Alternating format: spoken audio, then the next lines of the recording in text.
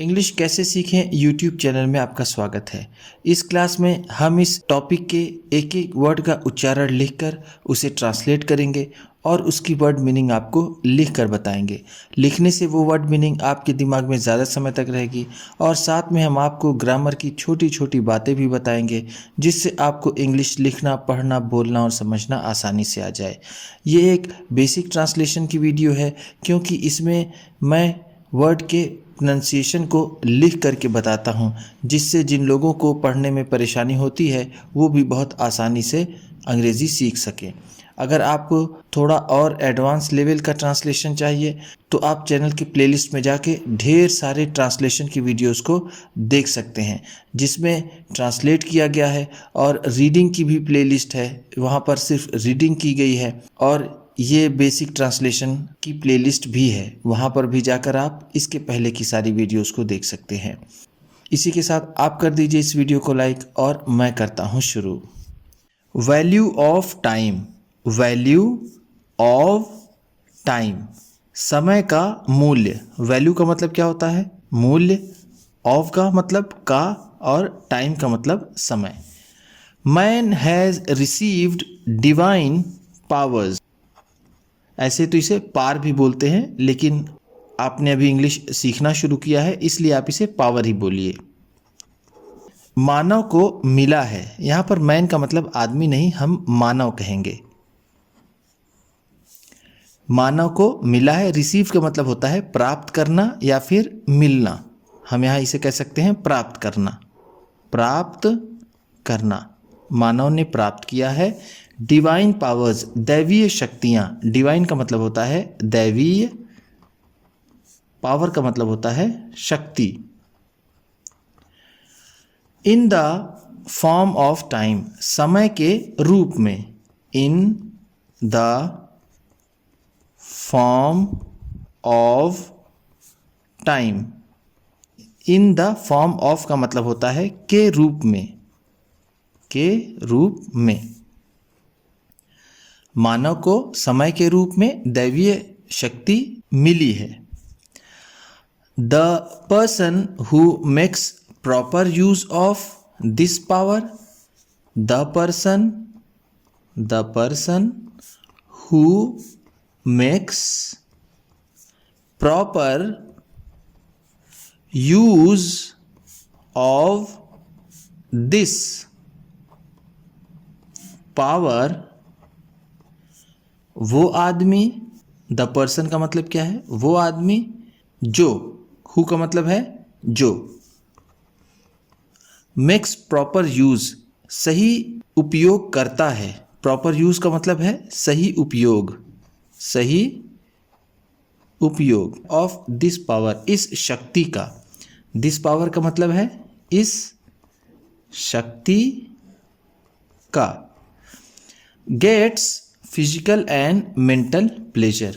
उसे gets physical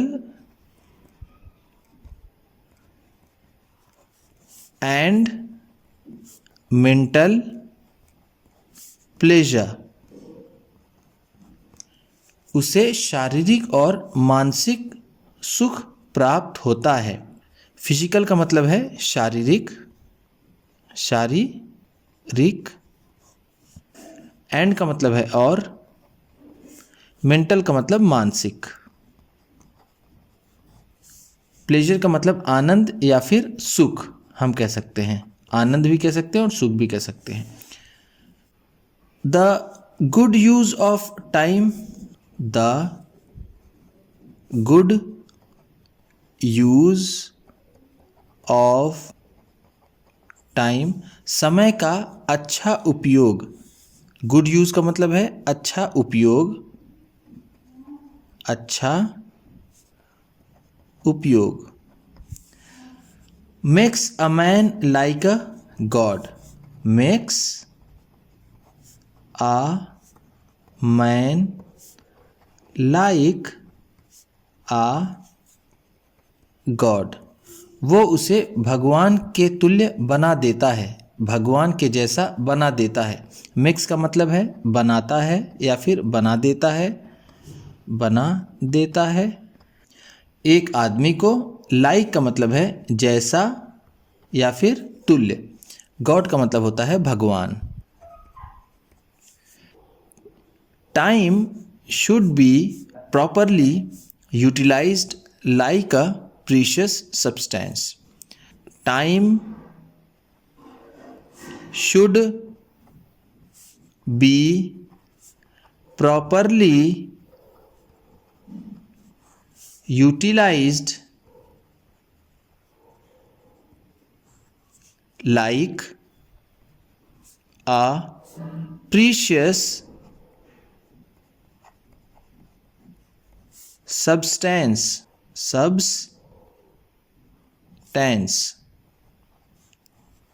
समय का उचित उपयोग होना चाहिए एक कीमती वस्तु की तरह। प्रॉपरली यूटिलाइज का मतलब क्या है? जो अभी हमने प्रॉपर यूज पढ़ा था ऊपर, सही उपयोग, उसका भी मतलब यही होगा। प्रीशियस सब्सटेंस, प्रीशियस का मतलब होता है कीमती, सब्सटेंस का मतलब वस्तु या फिर चीज।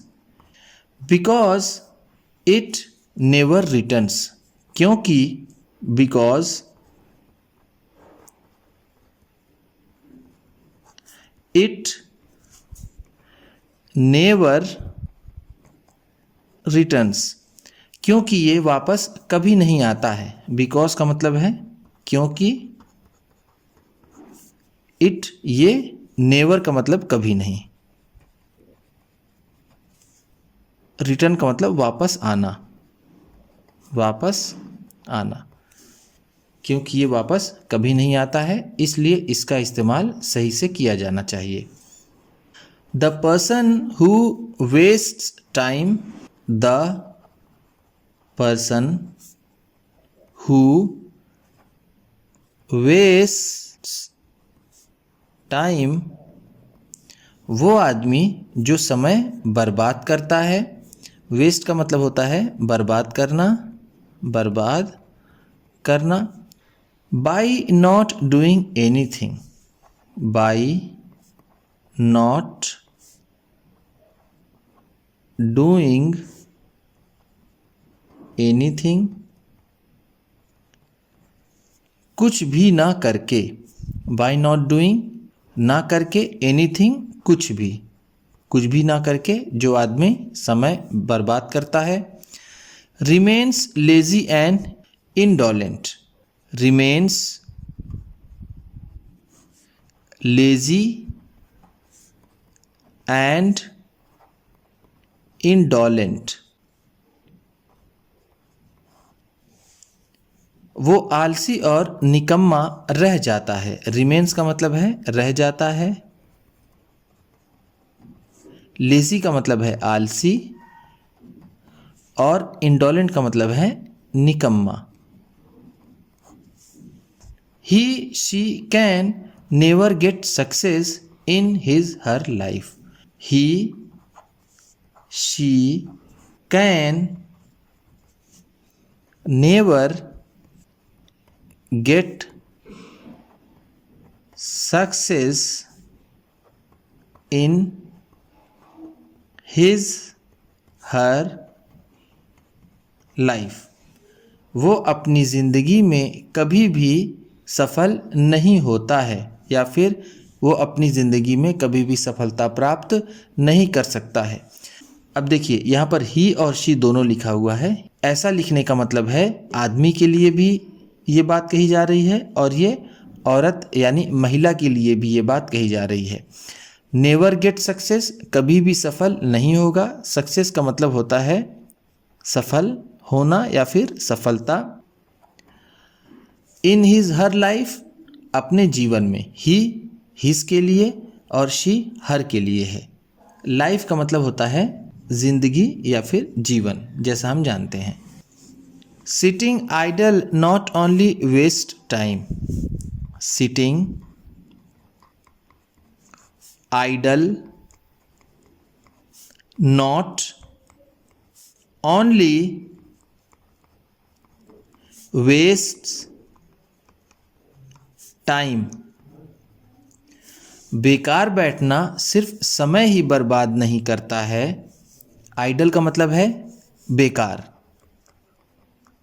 और सिटिंग का मतलब है बैठना। नॉट ओनली, न सिर्फ, but also distorts the mind and thoughts.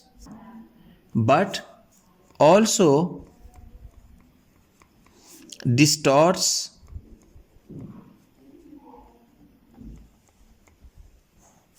the mind and thoughts, बल्कि वो दिमाग और विचारों को भी विकृत कर देता है, दूषित कर देता है। बट ऑल्सो का मतलब क्या है? बल्कि। डिस्टॉर्ट का मतलब होता है दूषित करना या फिर बिगाड़ देना, खराब कर देना। माइंड का मतलब होता है दिमाग और थॉट का मतलब होता है विचार, जो हमारी सोच होती है, उसके लिए कहा गया है। The soul gets polluted, the soul gets polluted. आत्मा भी कुलसित हो जाती है। पल्यूटेड का भी मतलब होगा दूषित, खराब हो जाना या फिर कुलसित हो जाना। सोल का मतलब होता है आत्मा। The age decreases and the bliss of life is not attend. The age decreases